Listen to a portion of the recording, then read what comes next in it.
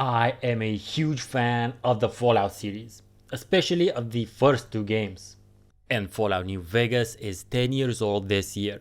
Since we won't be seeing any new Fallout titles for a good chunk of time, I feel this anniversary is the right moment to look back at the older Fallout titles and see what they still have to offer.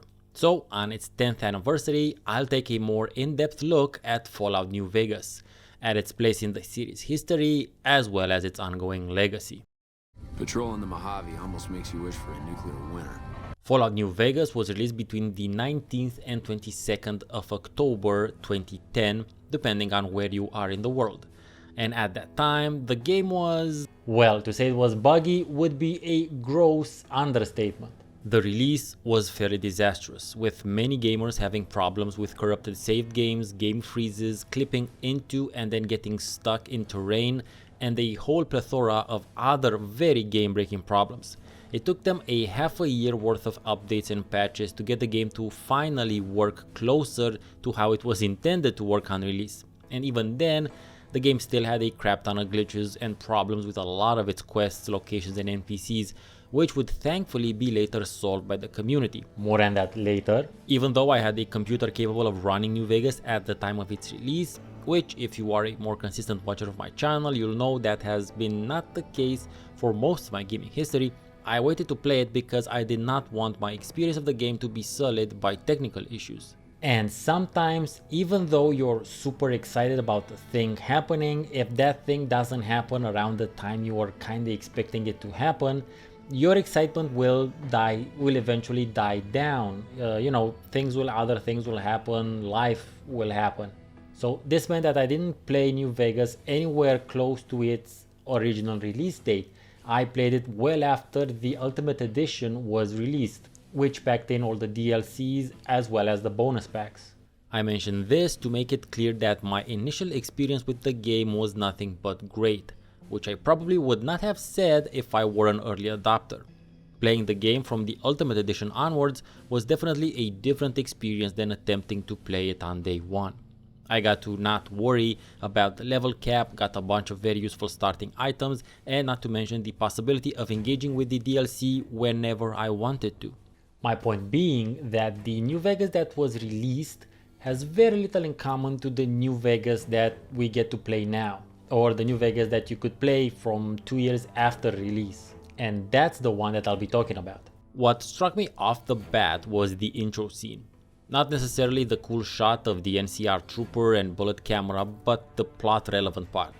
Especially the fact that Chandler Bing, which is something I'll address later in this video, steals your package and then shoots you in the head. Up in this scene. From where you're kneeling must seem like an 18-carat run of bad luck. Truth is, the game was rigged from the start. This helps with you identifying as the protagonist right from the get-go because it is shot in POV. So everything is happening to you before the game actually starts. It's both getting you invested as well as immersed in the story.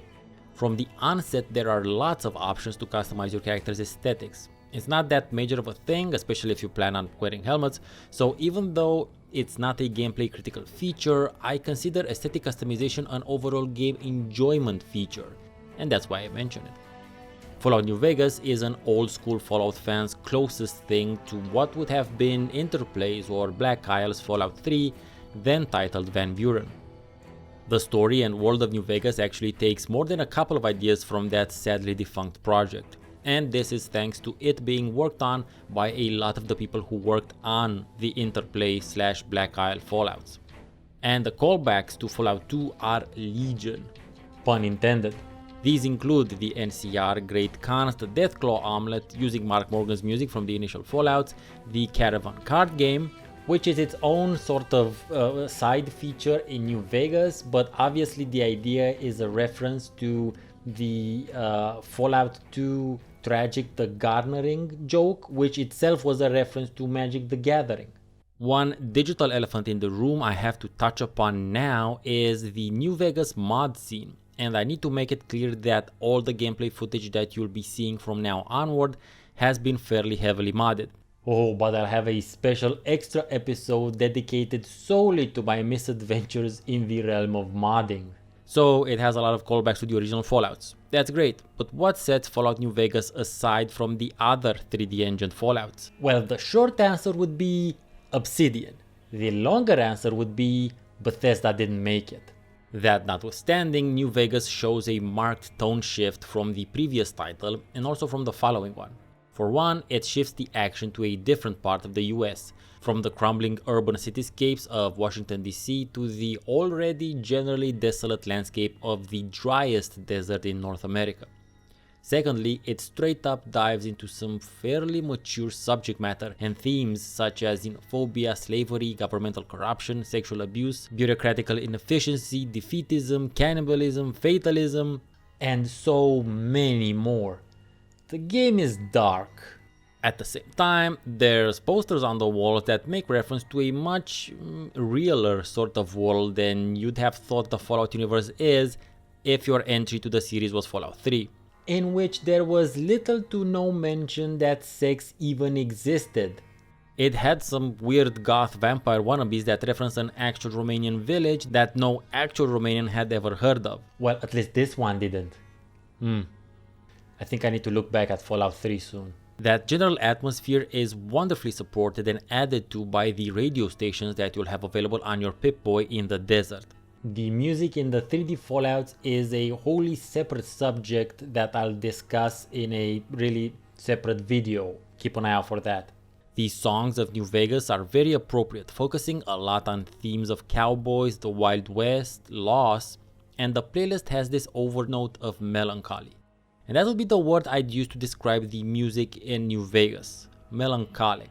Not for a particular time and place, although it could be argued that that's what the songs in the 3D Fallouts do best, summon a very fictional bygone era. But melancholic about lost loved ones, which isn't directly related to your personal quest in the game, but it is very representative of pretty much any companion or major NPC you meet. If you plan on jumping into the game now for the first time, besides modding the bejesus out of it, I also suggest you start it right away in hardcore mode. Because if you start it like that, then that will simply be the way the game works as far as you're concerned. It doesn't make it really that much more difficult. It is fairly easy to have on you the required water and food at all times, but having to keep closer track of carry weight as well as waiting for your health to refill after using stim packs will enhance your combat encounter experience. You will definitely enjoy using VATS that much more in hardcore mode. Despite that name though, the game will still allow you to fast travel, so it's kinda up to you if you want to use it or up your role playing and not. Fallout 4's survival mode disables fast travel and that makes considerably more sense. But I used it in New Vegas because it allowed me to get through parts of the game faster and also allowed me to get way better, more varied footage for this video. And since I compared it with its Bethesda-made sequel, New Vegas also introduced crafting and cooking as proper features of the series, both of which were real gaps in the feature makeup of past entries. I do like the crafting in Fallout 4 more, but that isn't to say that the crafting in New Vegas couldn't have been better if Obsidian would have had more development time. Yeah, that's something I did not touch upon. Obsidian made the entirety of New Vegas in 18 months, which explains why they needed more than half a year to fix it. By the way, Bethesda worked on Fallout 4 for 7 years. Enough said. In New Vegas, you'll be able to craft some specialty weapons, which you could do in Fallout 3 as well. But you can also make yourself ammo, food, drinks, medicine, and repair all your weapons and armor. All in all, crafting is a good role-playing feature and is pretty important in hardcore mode, but you will need to roll with a companion or build a walking tank type of character if you want to be able to carry enough stuff with you to craft things wherever you find workbenches. And you will be finding a fair number of those if you approach the game from a less story-focused mindset and more of an exploration and discovering this odd world sort of approach. Because the world is right there and quite open and ready for you to roam around, discover its secrets, and quickly get killed by cazadores or deathclaws if you venture into some areas earlier than you should. The "ooh, what's that" factor of sometimes aimlessly walking around the map is in full effect, and noticing some semi-distant thing and wanting to go and see what's it all about is something you should definitely and wholeheartedly embrace. There's also the occasional discovery of a fresh new way of solving a quest. For instance, in this playthrough, I found a completely different way into Black Mountain, which allowed me to straight up just kill Tabitha and not engage with any of the content there because I had fuck all interest in it. While the big attractions and locations like the Brotherhood Bunker, Helios 1, Camp McCarran, the Mormon Fort, the Boomers, New Vegas and its many sub-locations are indeed cool the first couple of times around, what I found to be the coolest part of the game, replaying it now after 5 or 6 years, has been the small pit stop sort of locations. These are the places that act as something of a cartilage between major questing stops, and you'll usually just quickly explore them and be on your merry way. But at subsequent playthroughs, you tend to appreciate them so much more. And another thing that you'll appreciate more is the not main quest locations, the places that dot the map and that have had their own histories and have their own story and places in the current world. I could pick any of them to talk about. They're all pretty cool and interesting, but I will focus on just one of them in order to better spotlight how incredibly diverse and interesting the game can be, and this experience can depend a lot on how you approach it. You are the latest in what you find out has been a long line of mercenaries hired by the director of the NCR's Office of Science and Industry to scout out Vault 22 and find the secret behind its lush vegetation. This would be done in the hopes of improving the NCR's crop yields. That sounds like a worthy quest indeed, but if you probe a little deeper, you find out that the more assured result of retrieving the data would be a promotion for said director. Once you get there, you notice that the door is wide open and overrun by abundant vegetation, which is very out of place, considering the setting, both the desert part and the post-apocalypse part. It looks like the door has been wide open for a long time. Not only that, but we get a clear explanation of what's happening in the vault long before we delve into it. The entrance signs literally says, "The plants kill." Also, if you spend some time, you can almost make out some of what it said underneath the graffiti and understand what the purpose of this vault was.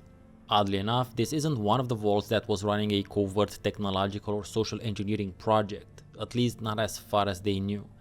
But the materials that they were working with came from a place where, well, they came from a very special place that we'll visit in one of the DLCs. More on that then. The first enemies you encounter are giant mantises and spore plants. The mantises are nothing new, and while the spore plants kind of are, they aren't if you've played the first Fallout. But more ominous than the enemies is the pressing atmosphere and the idea of an entire vault open to everyone, but nobody's taken it over because of how obviously murderous it is.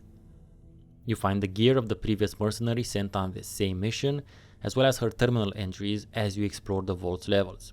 Reading her entries as well as those from the other terminals, you start piecing together what happened to the people in the vault.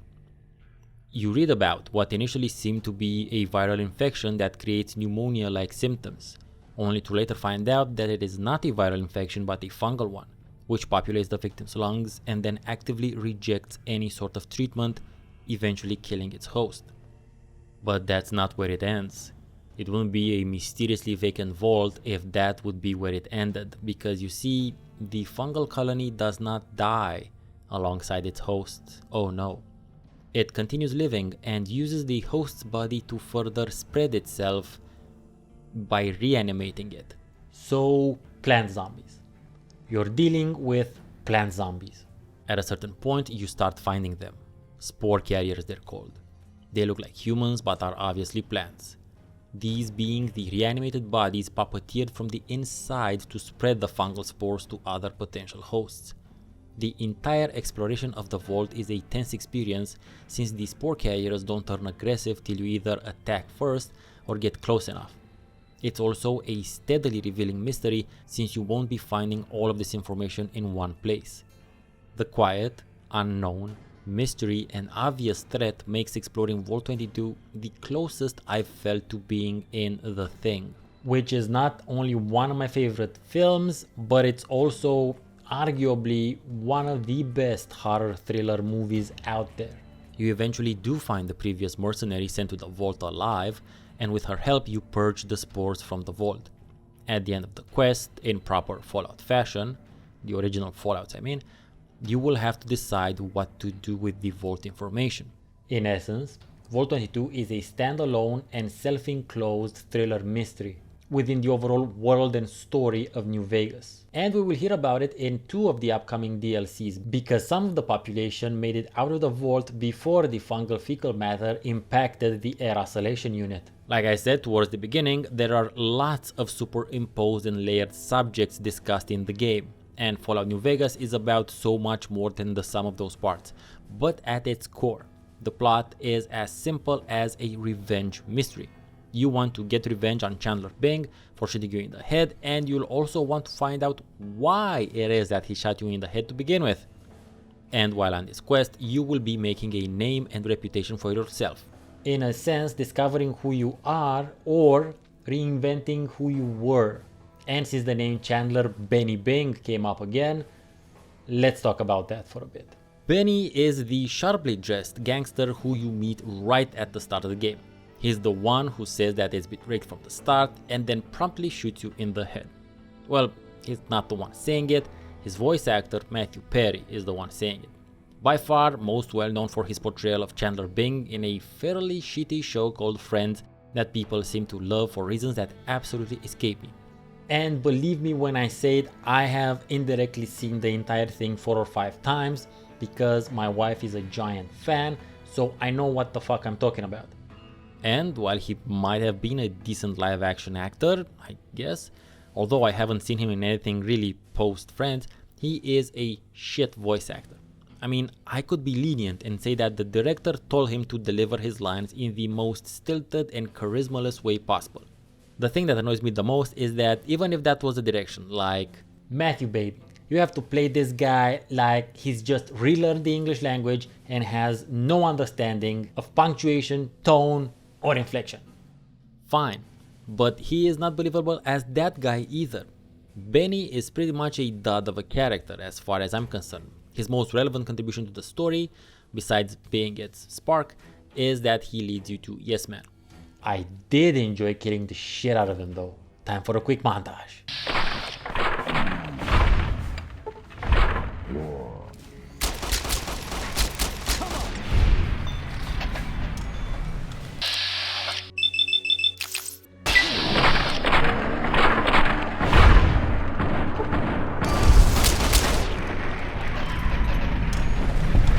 I wish I was dead.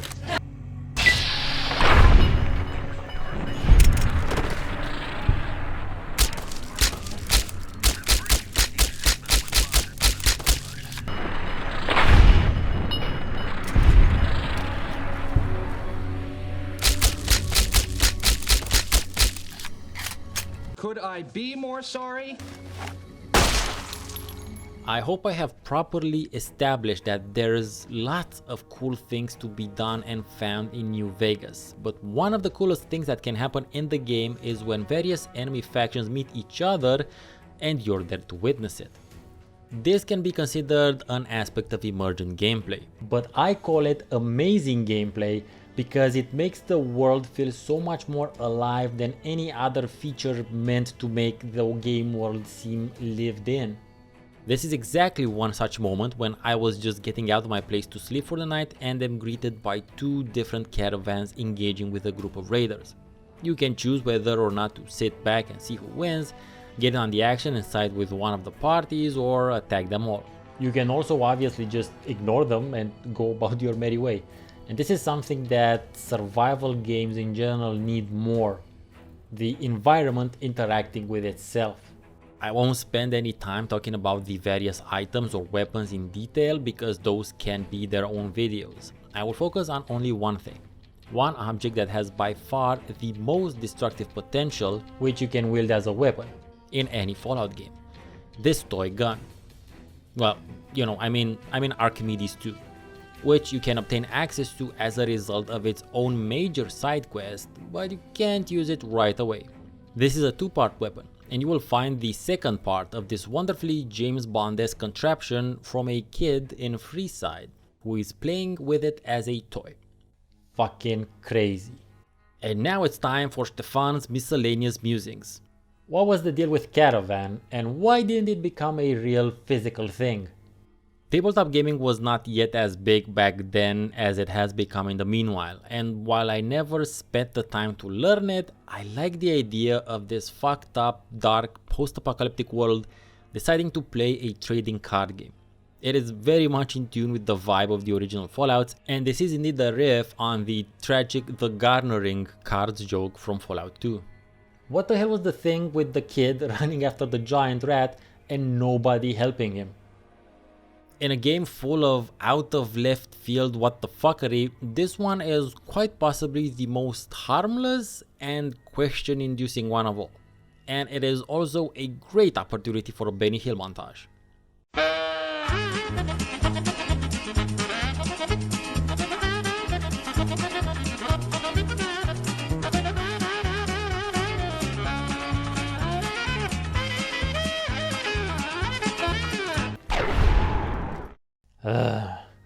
Fucking fences. Fences are possibly the most immersion breaking feature of the 3D Fallout games. In these games you gain access to enough firepower to erase entire societies off the map. To physically level small towns, you can summon a massive laser beam from space, but the one obstacle in the path of your Angel of Deathness, the sole thorn in your paw of doom, is the humble chain link fence. It's always been something that irked me. It's really difficult to end a video when there's so much more that could be talked about. So I'll end it like this. You know, sometimes things tend to get overhyped in the Geekgeist. But New Vegas is definitely one of those things that is worth the hype and more. You might have noticed that I've only mentioned the DLCs in passing. That is because I plan on dedicating a video to each of the DLCs in their chronological order. But due to my current schedule, they won't be a weekly thing unfortunately, but they are on their way. So we'll see each other soon in the Sierra Madre, where we can begin again. Hey there dear watcher who's still watching, thank you for sticking around. I've started a Patreon page, so if you want to and can throw a couple of bucks my way to help me get more games and better recording equipment, then head on there and check out the tiers and rewards. If you can't do that but you still want to help me grow my channel, make sure you like the video, subscribe if you haven't already, click that bell notification, and even more relevant, especially for this one, share the video far and wide. I've been Steven Answers. Thank you very much for watching. See you next time and have a great rest of your day.